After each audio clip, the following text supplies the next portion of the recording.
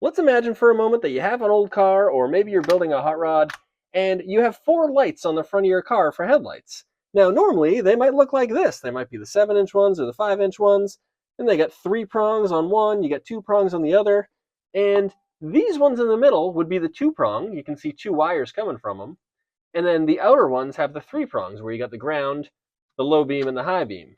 So we can obviously turn on the low beams and then click on the dimmer for the high beams. Now let's imagine for a moment that you stop down on your floor-mounted dimmer switch and you break the thing, or it just stops working because it got water dripped on it. There's a bunch of different reasons that these things can go wrong, and when they do, your lights stop working. Now at this point, you've got two options. You can remove your floor-mounted dimmer switch, which in the process you're definitely going to strip or break off these bolts because it's always rusty in this spot for whatever reason. And you can hopefully find one of these dimmer switches at a local parts store or online and just replace it on your car, and you'll be back on the road in no time. Or you could just swap it out to a toggle switch, which is mounted on your dashboard. And that's what I'm going to show you how to do today, just in case you prefer to have a toggle switch for low and high beam and you don't want to have it on your floor. Or maybe you're in a pinch and you just need something working again. All right, so this is just as easy as it seems. This is a simple toggle switch with two pins. We got one on this side, one on that side. I happen to have two wires connected on one side and one on the other. But the most important thing is that your switch is rated for the amount of amperage that is going to be flowing through it. Now, four lights, obviously cranked up to 100, is going to be drawing quite a bit of amperage through the circuit. So you can see in this case I have a 20 amp fuse. Now that doesn't mean that you need a 20 amp fuse. You need the right fuse for whatever your amperage draw is. So what we'll need to do is do some actual math to figure that out so that we can make sure that you get the right size switch, and then your car is much safer and all is well in the world. And I'll talk about that math in just a second, but let's wire it up first so I can show you how that's done. With the switch mounted on the board, we now have three wires coming off of it. We have the yellow and the white coming off one side, which just go up, and then we have a red coming off the other. Now, the yellow wire is the power coming in. So we have power coming up here through the fuse into your headlight switch, which is labeled BAT. Now this switch is for a 47 to 59 GM truck, a lot of cars as well. And this is kind of a generic switch that a lot of cars have. Your switch may or may not look like this. It kind of depends on what kind of car you have.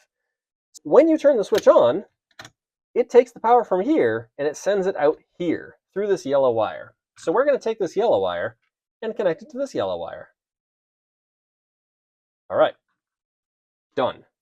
So now we have power going through the switch, and when we turn it on, we now have power going out the yellow wire to this side of the switch, which means that there's also power on this white wire. So we're going to unplug this white wire and connect that up. So now you can see the low beams are on. So we have the left front low beam and the right front low beam are turned on. We can obviously turn them off. And doing this does nothing because it no longer has power going to it. And swapping this does nothing either because the white wire is connected directly to the yellow wire. It's just like the yellow wire is connected right here, goes right up to the white. So now we have the red wire. So this is your high beam wire. So we're going to disconnect the red wire here, and we're going to pop it right on here to the high beam.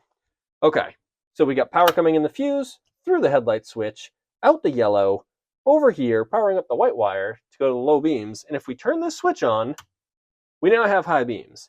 And that's because the power is still going through the white wire for the low beams, and the low beams are dual filament bulbs, and the high beams are single filament bulbs.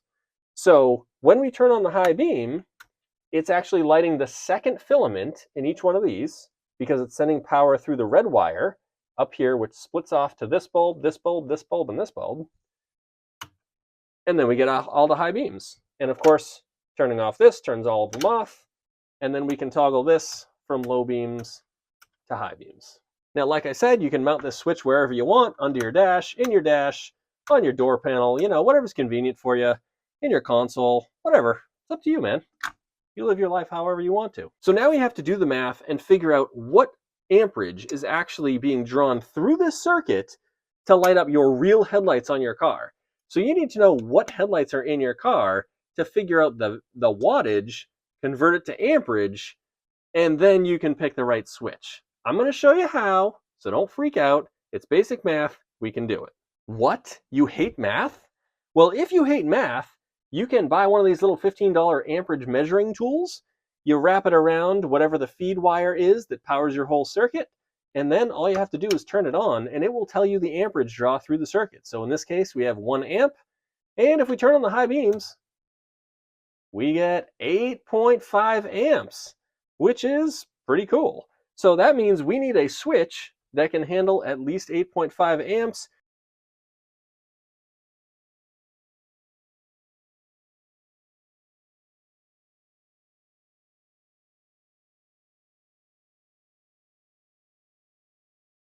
You're not going to find an 8.5 amp switch. So what you would do is you'd overshoot it and do probably a 10 amp, 15 amp, maybe even 20 amp. You basically just go more than 8.5, 8.4, 8.5 amps. Anything more than that will be totally safe to do. And then, of course, you can also swap out your fuse, because if you know that this is only drawing 8.5 amps, you could put a 10 amp fuse in here and be totally safe. There's really no reason to have a 20 amp fuse if you're only drawing 8.5 amps through your circuit. All right, so now we have to actually do the math, and we have some headlight examples here. So we're going to do the math together, and we're going to make sense of it. So the first thing we need to know is that wattage divided by voltage equals amperage. So let's have a real example, right? So here are two T3 headlights from a 1964 Chevy, and let's imagine, for example, that the car has two headlights. Not four headlights, but two headlights. So we have two headlights. Now I looked up how many watts an original T3 headlight was, and I actually couldn't find it. I couldn't find an answer that I was sure was right. So I went out and I bought a new example of this, because they don't make T3 headlights anymore. These are actually old and rare. Anyways, I bought a brand new one from Wagner, and it came in a box. And in that box, it had some numbers. It told me that it was 50 watts and it was measured at 12.8 volts. So since I know this new bulb is 50 watts at 12.8 volts, I can imagine that two of them on a car could be added up, and we can actually figure out the wattage of two headlights. So we double that up, and we get 100 watts. So 100 divided by the voltage, which is 12.8, and it's 12.8 because that is what headlight manufacturers use as the actual voltage that they measure these things at. So we do divided by 12.8, which equals 7.81 amps. So to run two of these headlights, assuming that they are the same as this new one, then it will be 7.81 amps, and then you obviously round that up to the next like 5 amp increment, because that's how switches are measured. If you buy a new switch, it's like a 5 amp, 10 amp, 15, 20, 25 amp. So in this case, you could get away with a 10 amp switch. All right, so now let's do another example. We're going to use this light right here as our example. You can see it's a rectangle light, and it's got 3 prongs on the back, which means it does low beam and high beam, which is pretty cool.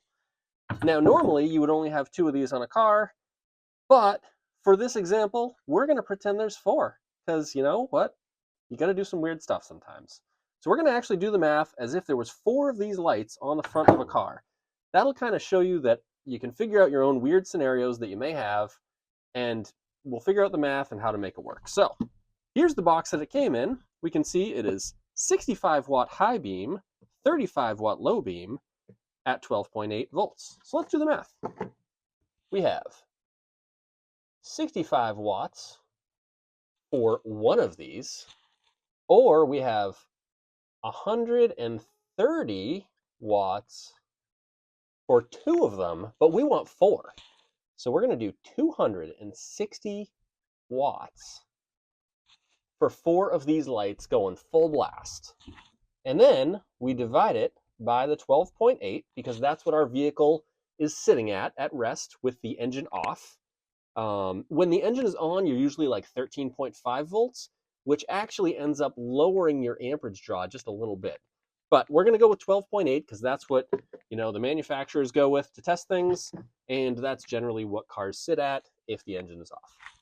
And we get 20.30 amps, which means you're going to need at least a 25 amp switch, because you can't do a 20 amp switch because it's actually going to be 0.3 amps above the amount that you're actually drawing.